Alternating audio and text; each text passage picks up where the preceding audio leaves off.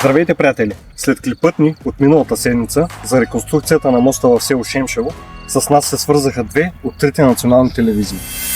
И така, седмица след наводненията и обилния дъжд между селата Шемшево и Леденик, мостът, който свързва двете села, се пропука и предизвика тревога сред местните жители. Бетонените плочи отдолу са напълно отделени и както може да се види в момента единствено асфалтовия слой го задържа да е едно цяло моста. Ползваме го, може да се каже всеки ден, защото това е един от нашите два изхода, които стигат до Велико Търново. Основата на моста наистина е много зле и се нуждае от спешна реконструкция. А днес в този клип искам да ви покажа каква е една от основните причини наводнения като това да се случва.